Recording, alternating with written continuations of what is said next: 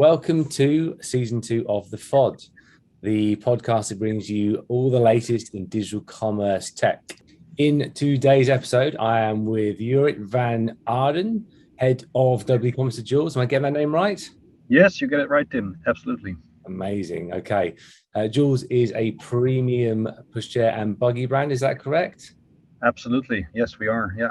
Making some headway into what I call re-commerce, which is something we've touched on a couple of times already on the FOD. Welcome to the FOD. It'd be really good just to get an intro into you. Yeah, indeed, Tim. Like you mentioned, I'm responsible for the global e-commerce and digital at Joolz, and Joolz is a Dutch premium stroller brand founded in 2004. I've been with Joolz for about a year and a half now. I have a background in a completely different industry than strollers. I've worked in the airline industry. I've worked in fashion. I find myself now in strollers, which I absolutely love. It's a very different type of product. We'll get to talk about that in much more detail later. We are a innovative brand. We design all the models, all the strollers and pushchairs. We have our own designs. And indeed, we're exploring new business models, like you mentioned, re-commerce or giving the buggy a longer lifetime, not only because we think it's cool, but also because we really think from a sustainability point of view, that's really always has been in our DNA. So it's really, we feel really strong and passionate about bringing that really into practice and not only talk about it, but really take concrete action there. So you say you've been in a couple of other areas, which is airline and fashion, and this is Correct. relatively new for you in terms of the product. But how did you get into e-com and tech? Actually, 10 years ago, slightly more than 10 years ago, I joined KLM, Royal Dutch Airlines, in revenue management, which is all about margin and profitability. E-commerce was a growing part of our business within KLM. We were really innovative, especially on social media. The way social media played a role in our customer proposition, in our advertising, even in our commerce approach. That really was a place where many people within KLM wanted to work. I got asked to work in the area of online sales, making sure that we accelerated the channel shift to direct online channel, making KLM.com and airfrance.com the preferred channel for people to book. So that really that kind of disruption was really taking place already 10 years ago in the airline industry.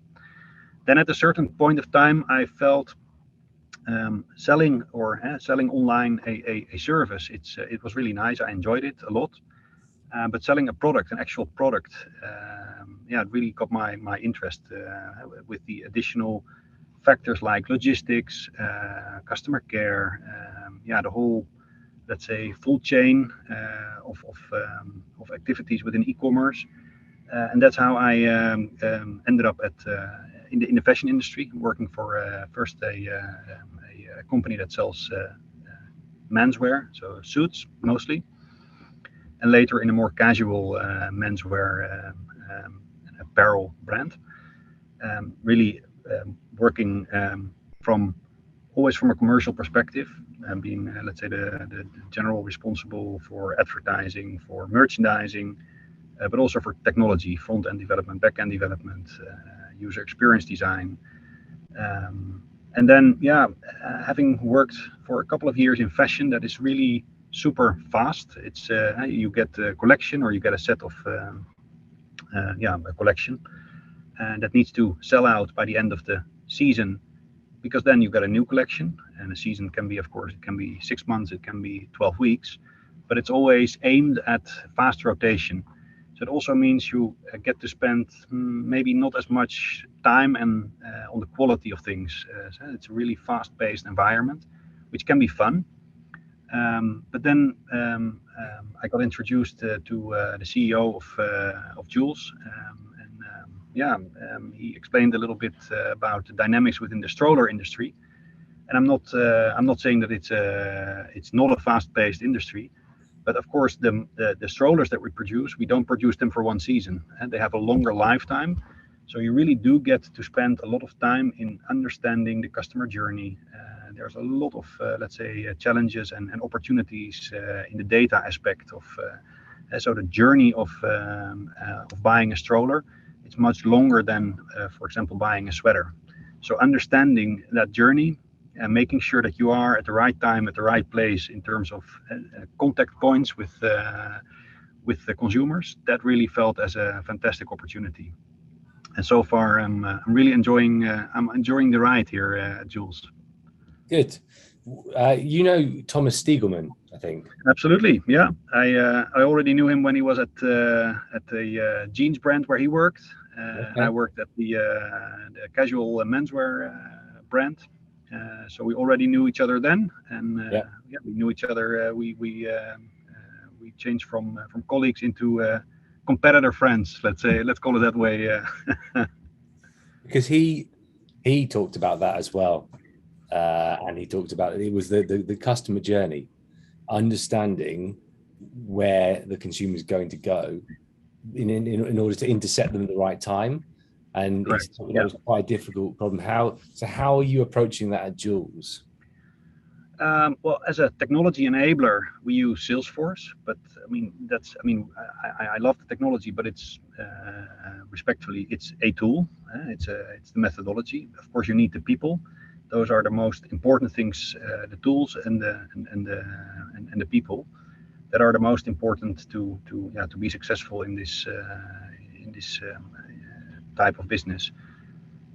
So talking a little bit about the technology we use, we use a commerce platform, and we capture a lot of data, and you could say that 9, maybe 10 out of 10 consumer journey starts online, or at least has an online touch point.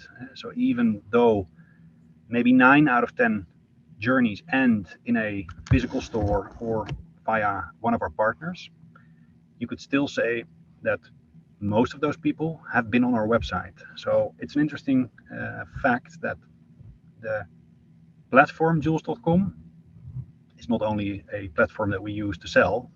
Of course, we like also to sell the accessories and the strollers and what have you, but it's also a very important place where we're very early on in the consumer journey. Already customers orientate on what they like to see. Okay. But taking that even a step earlier on, people engage with us via social media. They respond on our posts. Sometimes they reach out via direct message asking a question about a particular model.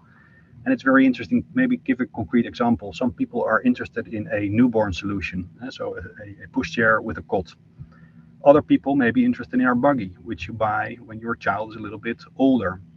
Mm-hmm. If a person who already engages with us early on via, for example, a direct message on social media and expresses like the interest in a certain product category, then that's definitely something you could use later on by giving that person a more personalized and meaningful experience on Joolz.com. Or, for example, in the advertising channels that we use via Meta, Facebook, Instagram, via Google, via display networks.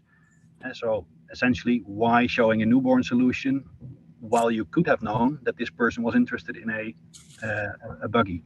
It's that kind of insights and data that we're gathering, and it's not the fact that we have everything in place already, but the Salesforce technology, Commerce Cloud, Marketing Cloud, and Service Cloud definitely acts as an important enabler to complete that 360 customer view.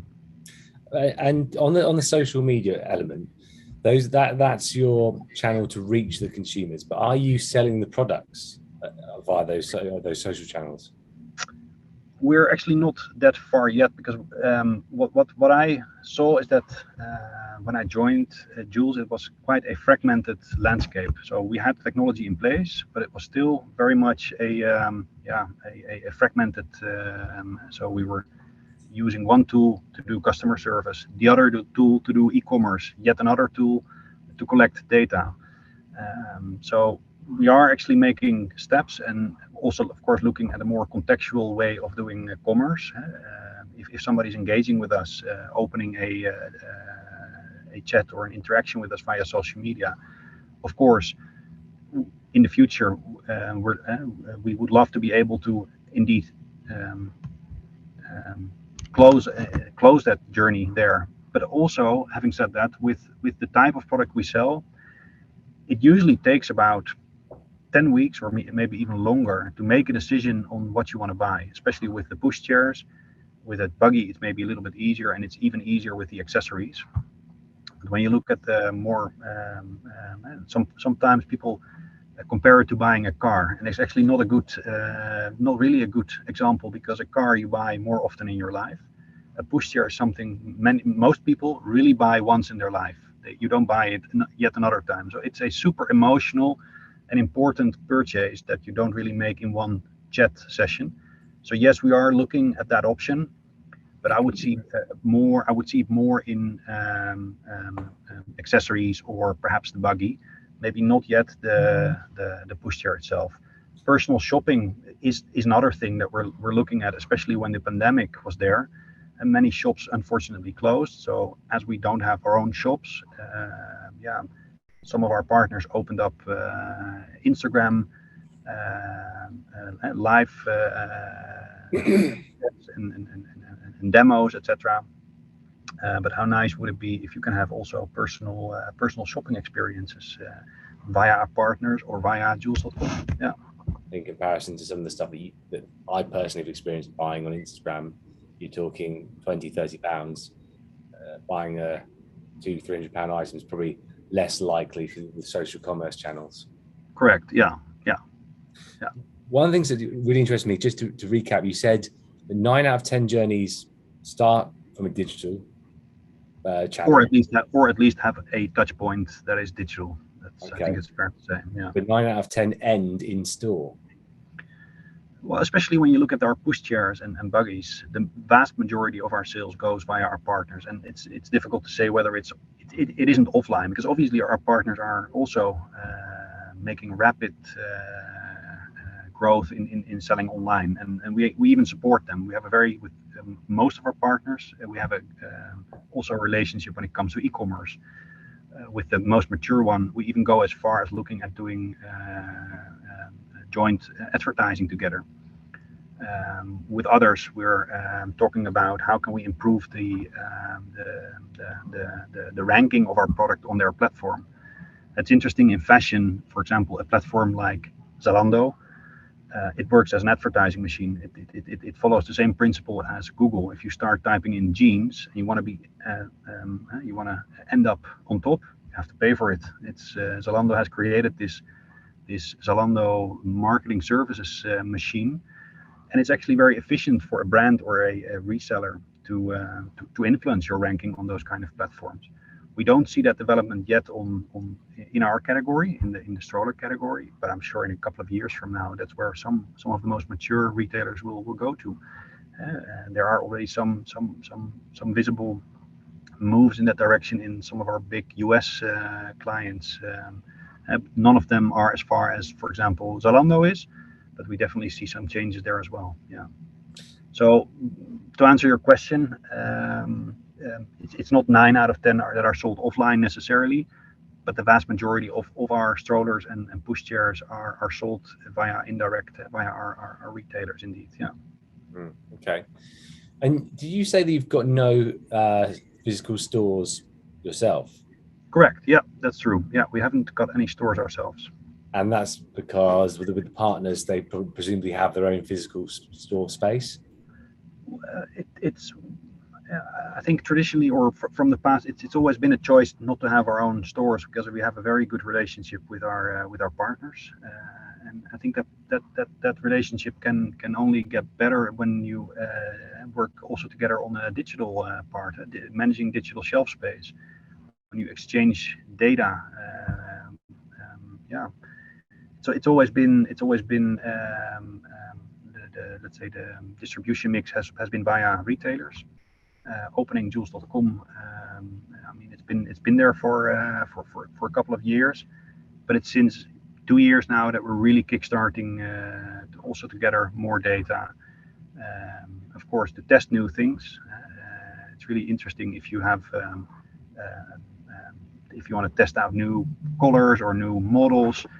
Getting that direct feedback from your customers on your own platform, it's very, very valuable for us. Okay. And the information I have is the Joolz has approximately 35,000 second-hand items. Are they all buggies and strollers? Well, I think the 35,000 relates to one of the biggest second-hand platforms in the Netherlands is called marketplace.nl. It's the biggest second-hand platform over here. If you would do a search query to the word Joolz, you'll probably get 35,000 responses each time you do that.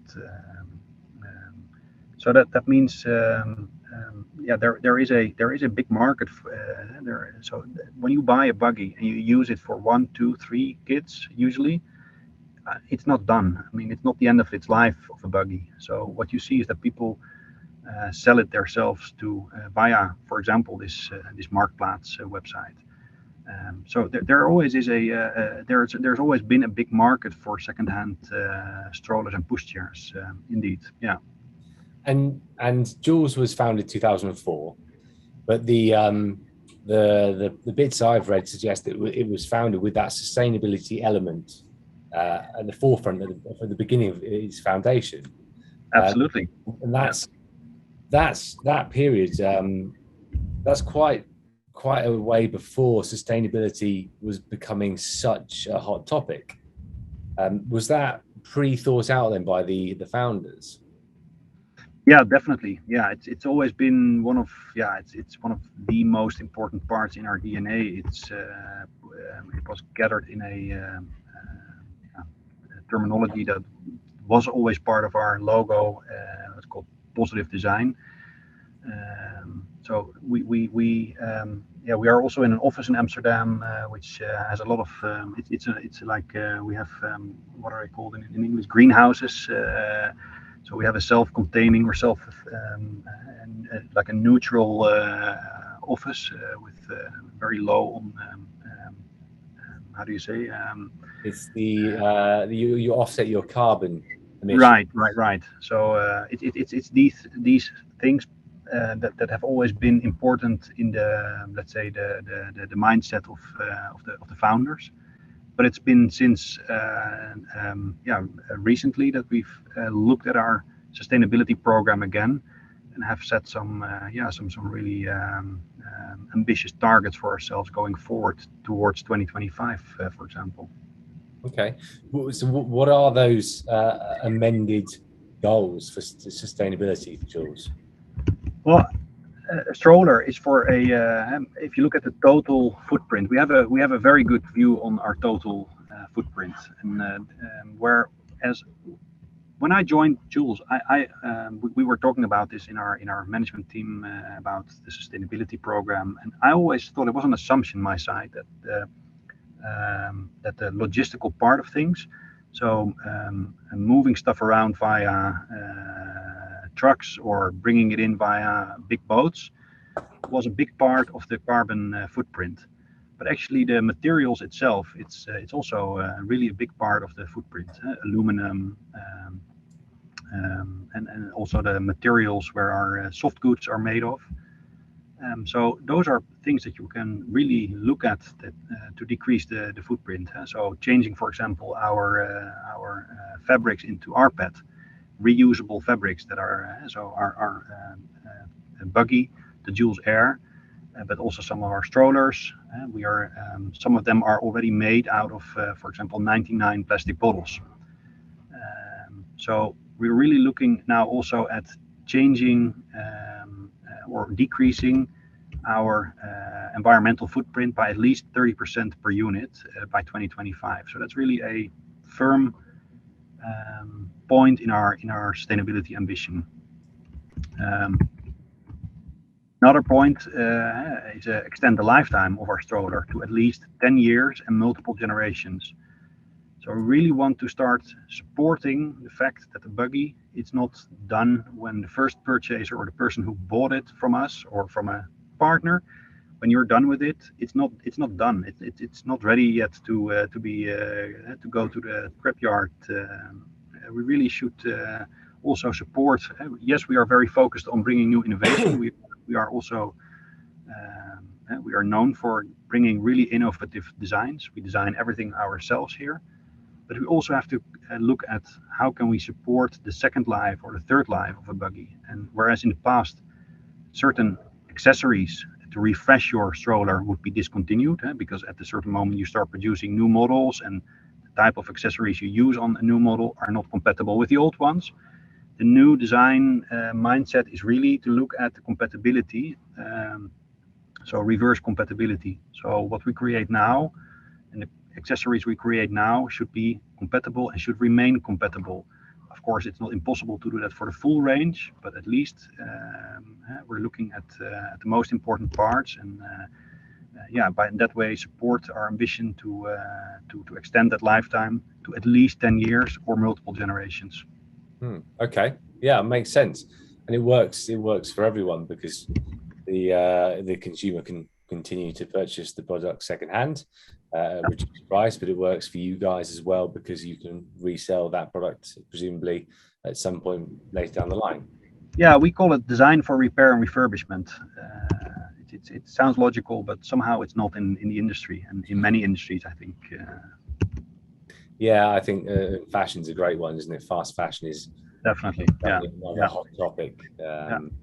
But another big important topic for us is to we currently offer lifetime warranty, but warranty is offered to the person who has purchased the stroller, and that warranty in the future should be transferable. So if you sell as a person who's bought a Joolz, that warranty will have to be transferable to the next person. So it sounds very unlogical that it isn't for many brands, for many things. If you are not the first purchaser, somehow the warranty is not valid anymore. Doesn't sound logical. So in the future, the extended lifetime warranty to up to 10 years and allow multiple owners is another pillar underneath that, extending the lifetime of our products. Okay, and just so I'm aware, how does the actual sale and purchase of the second-hand items work? Does Joolz have like a marketplace in which it purchases and sells? Not yet, and I don't foresee that happening on a very short. We are looking at alternative business models. We've looked at how and in what way can we participate or can support that from a sustainability perspective, that second-hand market. But having to essentially would have to buy back the stroller then, and that is quite impactful on your business. It basically rearranges everything in terms of processes that you're used to today. So we're taking it step by step. We've first decided to look into the direction of e-commerce. Or actually, I shouldn't call it e-commerce. I should say we offer the opportunity for customers to temporarily use a Joolz lease or a product as a service. So we have teamed up with an external partner who is specialized in this product as a service proposition for, especially in the kids category. They're called Tiny Library. They're a Dutch company, and we're working with them. They have a website where you, as a user, can select a stroller or a buggy, and you indicate whether you want to use it for the stroller. You can even rent it for a month. But the pushchairs you can rent it for 6, 12, or 24 months at a fixed fee per month. And then when it comes back, it will be refurbished, repaired if needed, and it will be used again for the next user. So this is a really exciting development for us. It's new. We've recently launched, especially in Tiny Libraries focused on the Dutch market. We are market leader in the Netherlands, so it was for them also a really great opportunity to work with us. For us, a great opportunity to work with them, and the first results look quite promising. Okay. And you've talked about the work you're doing in the Netherlands. Is there a view to go outside of the Netherlands in the future? Absolutely, yeah. It's only a matter of having of finding the right partners to do this, and we also want to be taking things step by step. Because with these kind of things, you have to be careful not to completely radically change all your business processes. Because if things turn out to be not as successful as you hoped, you have to change it back. So we're really happy to pilot this with a partner. In this case, in the Dutch market, but of course, we're also looking at the US market, perhaps the Nordics market, UK market, German market, to explore possibilities in this direction. Absolutely. Okay. And just to go back to the point you raised around accessories, to create accessories that are going to be able to fit products now and in the future seems like quite a difficult task. How are you going to achieve that? Well, actually, we have a fantastic product development. It's a simple answer. It sounds maybe simple, but we have a super skilled product development department with highly trained engineers and product managers. So actually, since we own that process, it's not that we do not purchase somewhere else. We do create our own designs.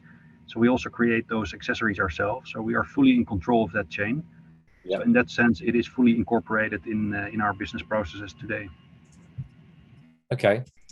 So one of the things off topic of sustainability that I'd be interested to get your view on, being in that digital commerce ecosystem, is how has COVID impacted the consumer habits, obviously mainly in Netherlands, because that's where you guys operate, and how much has technology changed within digital commerce from your perspective since the impact of COVID? I think the global pandemic has impacted us quite a bit. When I joined in September 2020, the pandemic was already there, of course, for a couple of months, and shops were closed. So when you're relying on a partner network, like our distributors, we are selling in 50 countries worldwide, ranging from the US to Asia Pacific, Australia, but the majority in Europe. With shops being closed, of course, you take quite a big impact, quite a big hit when those partners are mostly relying on physical retail. And of course, the characteristics of our product is that people want to see it and test it. It's a product that is only at the very start, maybe perhaps a bit comparable to furniture. It's at the very early days of digital disruption, or call it that way. Whereas fashion and we are where fashion was maybe 5 or 7 years ago, and where the airline industry was perhaps 20 years ago, and before when people thought it was very logical to buy at a travel agent. Today it's unimaginable that you buy a ticket London, Barcelona at a travel agent. You buy it online. It's very logical. Yeah. With the stroller, it's a bit different. We are still in that development phase where the customer really starts to look more and more at digital channels. Perhaps not to buy it. We are also not really forcefully pushing that because it's a very emotional, like I said, a very emotional product. It's an emotional occurrence in your life where people have a very long orientation path. They visit stores, at least 2. Research has shown that at least 2 shops are visited.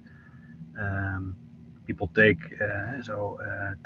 between 30 to 90 days to actually make that purchase decision. So it's actually a very long journey. So, like I was saying, the impact for us of shops being closed across Europe was very big. We did see a shift both to our online channel, Joolz.com. The traffic grew, but also the conversion, obviously. But we also tapped into that development by helping our partners, for example, via drop shipment. Taking their orders and sending it directly to their customers. Whereas I think you could say Joolz is already it's a relatively young company founded in 2004, but we are also a digital-driven company. Digital is in our it's in our DNA. So for us, it's working from home. Of course, it's impactful, but I wouldn't say it has dramatically changed our way of doing business. But of course, like many other companies, we had to adapt to the impact that the global pandemic brought. Yeah. Okay. And obviously, the pandemic was a nightmare for almost everyone.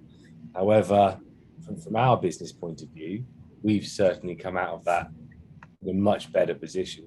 It's given us time to reflect on how we operate as a business, and the way we work together as teams. There's two big things really that have come from the pandemic. And has Joolz experienced a similar positive change out of the back of that period? I'm not sure if we can relate it that much on the pandemic. Also, maybe because we are, of course, still in a situation where we have to work from home.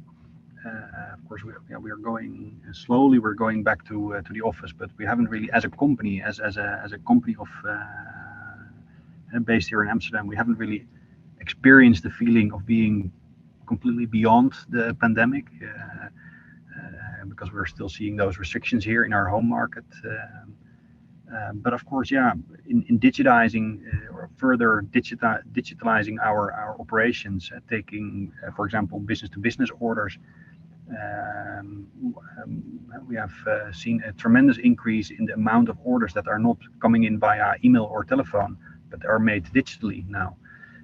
I can, for sure, the impact of the global pandemic has accelerated that behavior. And also on the B2C, I think it has made us realize that more and more people are interacting with businesses digitally. So we really have also there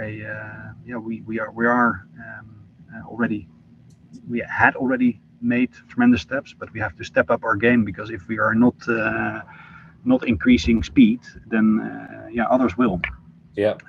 If it's whether it's on further development of our website, incorporating artificial intelligence, augmented reality, or whether it's further professionalizing our technology that we use for our customer service, and creating that 360 view. It's all things where I think the urgency and let's say the sense of urgency within Joolz has increased because of the pandemic. I think it's fair to say that definitely had an impact. Okay, so there's plenty for you guys to focus on for the next coming few years, really. It feels a bit like a candy store. There are so many things to do and to improve, and sometimes it's hard to make choices. Where do you start and what has the biggest impact? It is a good feeling. Yeah, I can imagine. What's probably going to be the biggest difficulty for you to overcome to achieve those things? What kind of things are you referring to? So any of the things you're talking about, the website upgrades, introducing artificial intelligence, upgrading the tech platforms, what are the things that might make that difficult for you? We touched upon it a bit earlier, but I think two things are really crucial here. It's one, it's technology. And fortunately, within Joolz, within our management team, but also the management board, there is we have a very unified view on the importance of digital. So I think that we are completely synced there. But the second thing is the war on talent that's going on, and the scarcity of finding good people to operate that technology. It's really fundamental. Finding good people, and we have great people at Joolz, but of course people come and go, and I feel it becomes increasingly difficult here in the Netherlands, but also abroad, finding the right people. So finding the right people. It is I think that is one of the hurdles if you talk about hurdles, that's one of them, I think. I think it's fair to say we see that quite regularly. I can imagine. Are you guys remote first? So quite a lot of our clients, particularly in the UK, have said, okay, look, if you want to come into the office, great, but we're remote first, and that's how our hiring strategy will form, because we cannot find talent otherwise. Yeah. Ideally, we go back to a situation where we are at the office based on a full-time job. We have many forms of employment, but let's take a full-time employment of 5 days. Ideally, we would go to a situation where we work from the office 3 days and work from home 2 days. If you need to concentrate, if you need to work on a presentation, a project, what have you, you work from home. And you are at work to interact, to get inspiration, to collaborate, to those kind of things are better to do in the office. So that's really what we try to radiate to the Joolzers around the world. That's where we want to go. Yeah, but we are very flexible in that respect. Also now with lockdowns, when gyms would close, for example, and sports you weren't able to do your sporting. We would really encourage people to be flexible with your day. If the gym would close early, so you're not able to go in the evening, then go during the day. You need to be able to also find that leisure time and to do things that really help you grow physically, but also mentally. So as an employer, we're also flexible in that. We try to be flexible in that sense and encourage people to find their way. Yeah. 100%. That's one of the best things I experienced when I came to the Netherlands. So we came to Amsterdam for one of our annual business meetings about 3 years ago, just before COVID. And we went to a gym, and the whole gym was designed around what was effectively a massive creche type thing, where you could bring your children and you leave them in this huge creche, and all the gym equipment was around the outside. So wherever you were, you could see them. You could see your kids. Do your session and bring your kids. I thought that was great, because it means you can juggle both, right? Yeah, exactly. Yeah. That was really good. So, I mean, the war on talent, going back to the conversation on hiring, it's crazy. So we do work in the Netherlands, Germany, and UK, a little bit of France, a little bit of Spain, but that's the bulk of where we work, and it's almost the same across each of the countries. Absolutely. It does vary a bit with which type of resource the clients are struggling most with. From your point of view, what are the areas that you struggle with most in terms of the type of hire? Definitely finding the specialists. So generalists like myself a little bit are maybe not easy to find, but easier than the real specialist. Whether it's in digital advertising, finding somebody who's an expert in setting up campaigns within the Google platform or within the Meta environment. Or when it comes to front-end designers or back-end front-end developers or back-end developers or UX designers, it is so incredibly hard to find these people and to retain, to keep them within your company. So really, I would say the real specialists, those are, I think, the most difficult to find and to keep. Yeah, absolutely. And that's front-end or back-end within a specific skill area, like a hybrid or an FCC or OCC. Yeah, and actually we haven't we don't have those people in our team. So we work with a implementation partner who develops. It's also because we are not a technology, we are not an IT driven company in the sense that we haven't got our own IT developers in house. But one of the companies I worked for before, a fashion company, I believe we had 30 development team of 30. We were working on a Salesforce platform, and we had our own front end, back end, and design teams in house, which is great for velocity. You can develop in a tremendous speed, and you're very agile. It also has big advantages of working with implementation partners, because you work in a multi-client environment where you learn a lot from other companies. So also that's another way to gain more speed and insights in the latest development. So I think both have advantages as well as disadvantages. But at Joolz, we don't have our own development team. We do have a product owner, of course, focused at creating new features. But the real, let's say, development work is done by an external partner. Okay. So last question for me, which I like to just try and establish from everyone I speak to. For me, it's quite interesting to understand the views of the people that we interview on the FOD about this. We've already touched a little bit on AR, AI, social commerce. They're all relatively new things to e-com and part of the touch points for consumers. What do you think is coming next? In your view, if you had to put your money on it, would be the next big piece of tech that's going to impact the way consumers buy their products online? In terms of technology, well, I'm not sure if it's really a form of technology, but I think within our business, what we should all really be focused on, and if it's not top of your mind today, then I think you really run the risk of missing the boat. It's first-party data. So the fact that the way you can engage with audience, with people that might be interested in your product or service, will radically change by the way the future will look like without cookies. And it might not develop that fast as we were scared of, since Google has sort of pushed forward their changes into, I believe it's 2023.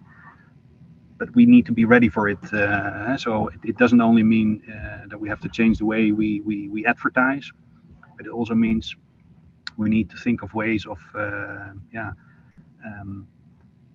to engage with users and reassuring them and convincing them to either enroll to a newsletter or to create an account, so you're able to find them again. So to create a meaningful relationship with a user, I think that really is so. And whether there's technology behind that, that is really, let's say, tackling this. I haven't seen it, but it's really a mindset change that we all need to, in our business, need to work on, need to be prepared for. Next to that, I think AI further, let's say, development of within, for example, our platform, making interactions with our users more meaningful. I think AI will play an important role there. Yeah. Doing that also in a responsible way, and be transparent about what kind of data do you collect, what do you use it for, and I think that really taps in nicely with the first topic, that first party data. As long as you're transparent and create, let's say, that interaction with the user, I think that really is the direction it should move into. Yeah, I agree. I think some of the changes around GDPR and the data breaches you're seeing with big companies have made it a bit harder to get that information. But I think you're probably right that creating that type of experience is going to fundamentally change the way consumers see a retailer. I think you're right. Well, cool. Thank you very much for your time. I appreciate it. Hopefully we'll speak again soon. Likewise, Tim. Thanks a lot and enjoy your evening. All right, thanks. Cheers. That is it for this episode of FOD. Thank you all for listening, and I will see you next week.